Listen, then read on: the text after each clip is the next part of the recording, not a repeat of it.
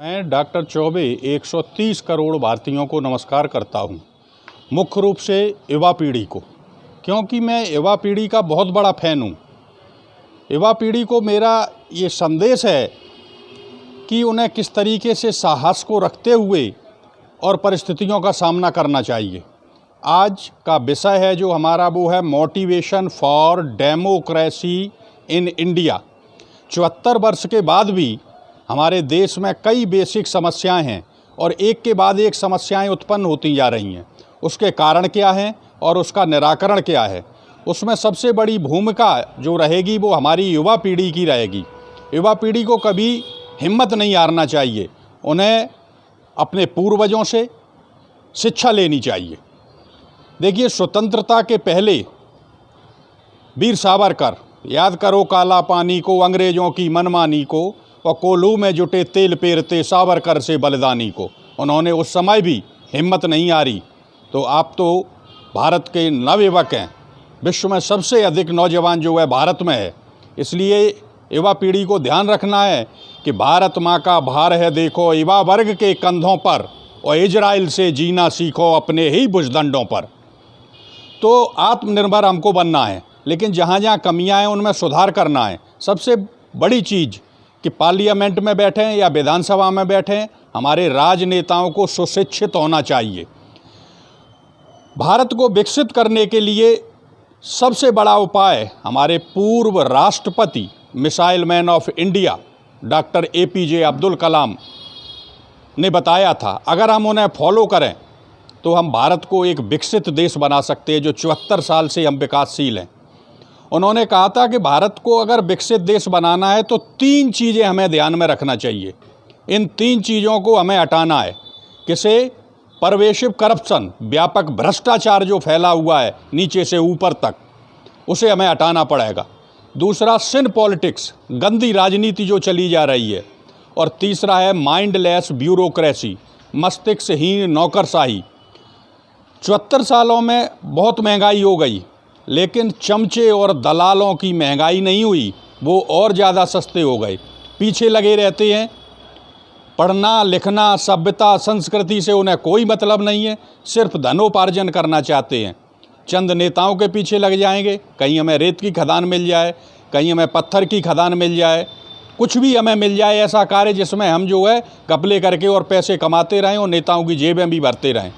तो इन 3 को जब तक यहाँ से नहीं मिटाया जाएगा, इसके लिए पढ़े लिखे लोगों को, अध्यापक हैं, पढ़े लिखे लोग हैं, वकील हैं, वकील और अध्यापकों ने बहुत बड़ी भूमिका निभाई थी देश को स्वतंत्र कराने में। आज राजनीति में सुधार के लिए भी इन्हीं लोगों की आवश्यकता है। हमारे यहाँ उदाहरण पुराने नेताओं को देखिए, सरदार पटेल, लाल बहादुर शास्त्री, अटल बिहारी वाजपेयी, बाबू जगजीवन राम, चौधरी चरण सिंह, डॉक्टर भीमराव अंबेडकर, बाबा साहब। कितने कितने महान लोग हुए जिन्होंने देश के लिए अपनी कुर्बानियां दी। दिल्ली में पंडित दीनदयाल उपाध्याय जी जब RSS प्रमुख थे, दीनदयाल उपाध्याय जी दिल्ली के RSS प्रमुख थे, और मुंबई में RSS प्रमुख थे बख्शी जी। तो बख्शी जी ने एक पत्र लिखा था पंडित दीनदयाल उपाध्याय जी के लिए कि ऐसा एक वक्ता भेजिए जो पूरी मुंबई को बांध सके। तो पंडित दीनदयाल उपाध्याय जी ने अटल बिहारी वाजपेयी जी को भेजा। उस समय वाजपेयी जी की उम्र मात्र 19 वर्ष की थी। तो जब उन्हें दिल्ली से मुंबई के लिए ट्रेन में बैठाया तो 2 रुपये दिए गए थे कि रास्ते में चना और चबैना खा लेना। चना और लाई उस समय चलता था। तो अटल जी जब मुंबई पहुँचे बख्शी जी के पास, तो वो 2 रुपये जा कर के उन्होंने बख्शी जी को दे दिए थे खजाने में, RSS के खजाने में जमा करने के लिए। और जब वहाँ पहुँचे तो बख्शी जी ने देखा, सुबह जब ये बोलने के लिए तैयार हुए, पहले तो बख्शी जी को यही आश्चर्य हुआ कि पंडित जी ने किसे भेज दिया, ये कल का बालक कैसे पूरी मुंबई को बांधेगा। जब सुबह तैयार हुए तो उनका कुर्ता फटा हुआ था। तो बख्शी जी ने कहा आपका कुर्ता फटा है। तो अटल जी ने जवाब दिया था कि जब मैं बोलूँगा लोग मुझे सुनेंगे, मेरे कुर्ते को नहीं देखेंगे। और जब वो वहाँ बोले तो पूरा मुंबई जो है स्तब्ध रह गया। बख्शी जी ने एक पत्र लिख करके अटल जी को दिया था और उन्होंने ला करके पंडित दीनदयाल उपाध्याय जी को दिया। उसमें उन्होंने लिखा था कि मेरी इतनी उम्र हो गई, लेकिन मैंने अपने जीवन में ऐसा प्रखर वक्ता नहीं देखा। और जब वो मुंबई से दिल्ली के लिए चले तो 10 रुपये दिए थे चना और लाई खाने के लिए। वो 10 रुपये आकर के अटल जी ने यहाँ पंडित दीनदयाल उपाध्याय जी को दे दिए और वो खजाने में जमा कर दिए गए। तो ये है इन लोगों की पृष्ठभूमि और त्याग। तो पहले नेताओं को अपनी पृष्ठभूमि बनाना चाहिए और त्याग करना चाहिए, तब जाकर के कहीं हमारे देश का भला होगा। डॉक्टर हरिओम पवार ने लिखा है कि पहले के नेता देखो चना चवैना खाते थे और आजकल के नेता देखो चारे को खा जाते हैं। भैंसों का चारा घोटाला तो जानवरों का चारा तक खा जाते हैं और नई नहर के शिलान्यास में नहरों को पी जाते हैं। नहर की खुदाई होती है सिर्फ अखबारों में, उसमें मगरमच्छ भी होते, मछली भी होती है, पानी भी होता है, सिर्फ पेपरों तक सीमित रहता है। न कहीं नहर होती है, न किसानों को कोई लाभ मिलता है। तो नहर की नहर खा जाते हैं आजकल के नेता। 5 साल के अंदर नेता करोड़ों रुपया कमाता है और ये करोड़ों रुपया कमा करके पीढ़ी दर पीढ़ी जो है वो शासन करने की तैयारी करता है। जिसके पास 5 साल पहले साइकिल भी ढंग से नहीं थी, उसके पास करोड़ों रुपया कहाँ से आ गया? इसकी इंक्वायरी होना चाहिए। और आज कम से कम 3.5 लाख से अधिक ऐसे नेता हैं जो इसी प्रकार की ज़िंदगी बिता रहे हैं।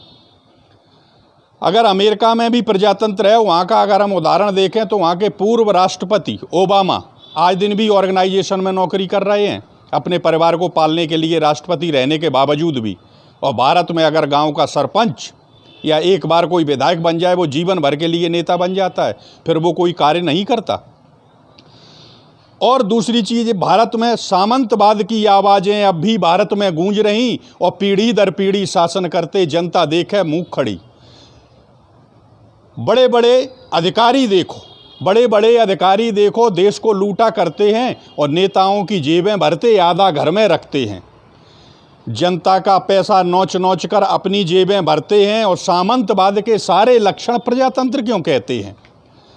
तो जब भी आप देखिए कि एक कलेक्टर का जब टेस्ट होता है तो उसे ज़िले के सभी विभागों को देखना होता है। जब सभी डिपार्टमेंट्स उसे देखना है तो economics, psychology, philosophy, history, politics और sociology, maths, reasoning, GS, current, सब कुछ उससे पूछा जाता है। तो नेताजी को तो जिला नहीं देखना, नेताजी को तो पूरा हिंदुस्तान देखना है। तो उनका कौन सा रिटन टेस्ट होता है, कौन सा इंटरव्यू होता है? कोई भी रिटायर्ड अधिकारी आ जाता है, वो अपने जीवन भर 60 वर्ष की उम्र तक नेताओं के जलवे देखता है। कोई भी धनी व्यक्ति आ जाता है मैदान में, अथवा कोई भी अपराधी आ जाता है। ये लोग चुनाव लड़ रहे हैं, भला आदमी और पढ़ा लिखा चुनाव से डरने लगा है। क्यों? क्योंकि ये नेताओं के जलवे देखते हैं। जब नेता एक बार अगर मिनिस्टर बन गया, विधायक बन गया, तो फिर उसका लड़का भी विधायक बनेगा, फिर उसके रिश्तेदार बनेंगे, पूरा खानदान, और पीढ़ी दर पीढ़ी ये शासन करने की सोचते हैं। क्यों?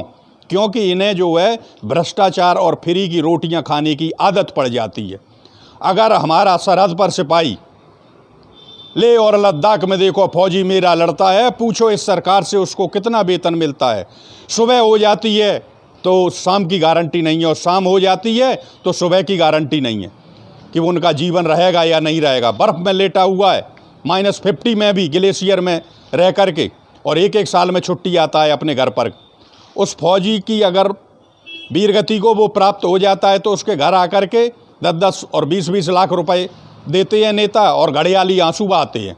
10-10 लाख हैं वो दे देते मेरे प्यारे बेटों को, 10-10 लाख हैं वो दे देते मेरे प्यारे बेटों को, और 20 लाख भी मैं दे दूंगा खद्दरधारी हेटों को, वो सरहद पर शीश चढ़ाने भेजें अपने बेटों को। ये नियम बना देना चाहिए सरकार को कि नेता बनने से पहले हर आदमी को इंडियन आर्मी में 5 वर्ष तक अपनी फिटनेस के लिए रहना पड़ेगा, तब वो वहाँ जाकर के समझेगा कि देश क्या है और देश की सेवा क्या है। एक अक्षर पढ़े नहीं हैं, अंगूठा टेक हैं, लेकिन चुनाव जीत करके पहुँच जाते हैं। क्या तुम देश के लिए कानून बनाओगे जब खुद नहीं जानते कि देश है क्या? अब चुनाव पास में आ रहा है और 130 करोड़ जनता जागृत हो चुकी है। वो 130 करोड़ जनता अब की बार आपका इंटरव्यू लेगी और आपसे पूछेगी कि भारतीय तिरंगा झंडा कब आया। 1857 में हमारा झंडा क्या था? 1857 की क्रांति का जो चिन्ह था वो क्या था? 1857 की क्रांति का लीडर कौन था?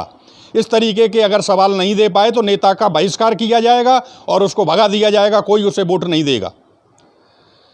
कुछ जीएस के क्वेश्चंस पूछे जाते हैं, आप देखिए कि चाहे पीएससी का पेपर हो, चाहे आरएएस का हो, चाहे पीसीएस का हो, क्वेश्चन उसमें गलत निकलते हैं। किसके लिए एक्सपर्ट बैठे हुए हैं, कैसे बैठाते हैं आप? और फिर बाद में नॉर्मलाइजेशन होता है भ्रष्टाचार पैदा करने के लिए। जीएस के क्वेश्चन पूछे जाते हैं जिस तरीके से pink city of India, Gibraltar of India, वैसे ये क्वेश्चन पूछा जाता है कि भारत में बागियों के शहर, तो उत्तर दिया जाता है मध्य प्रदेश में भिंड और मुरैना। अरे वो बागियों के शहर नहीं, स्वाभिमानियों के शहर हैं, देशभक्तों के शहर हैं। उनसे पूछो कि वहाँ लाखों की संख्या में आर्मी, बीएसएफ, अर्धसैनिक बल और पुलिस में वहाँ तैनात हैं। जो राष्ट्रपति और नेताजी जो खड़े होकर मंच पे भाषण देते हैं, अपने चारों तरफ निगाह फैला के देखें, किसकी ताकत पर देखते हैं? जो सिपाही वहाँ खड़े हुए हैं उनको एक बार हटा करके तो देखें, तो उन्हें अपनी औकात पता चल जाएगी कि ये बागियों के शहर हैं या देशभक्तों के शहर हैं। तो इन सभी चीज़ों को हमारे युवा वर्ग को ध्यान में रखना है। और 130 करोड़ जनता अब जागृत हो चुकी है।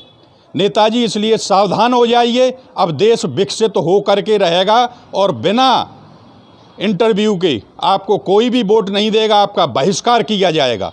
तो इसलिए मैं 130 करोड़ जनता का आभार प्रकट करता हूं कि इस बात को ध्यान में रखें, और मुख्य रूप से युवा पीढ़ी, क्योंकि युवा पीढ़ी का मैं बहुत बड़ा फैन हूं। जय हिंद, जय भारत।